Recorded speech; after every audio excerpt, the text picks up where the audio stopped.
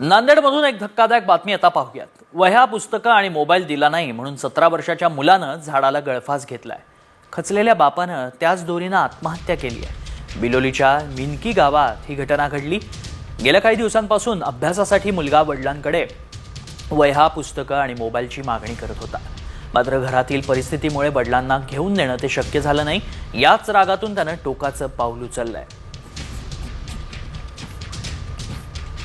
जेव्हा इच्छापूर्ती झाली नाही तर त्या मुलाने कुठलाही विचार न करता आत्महत्येसारखा अत्यंत वाईट असा प्रकार जेव्हा त्यांनी केला शेतामध्ये जाऊन, वडिलांना जेव्हा कळलं राजेंद्रला की आपला मुलगा ओंकार हा अशा पद्धतीने आत्महत्या केलेला आहे, तर ते मुलाला पाहिल्याबरोबर त्याच दोरीने वडिलांनी पण आपली जीवनयात्रा संपवणं पसंत केलं।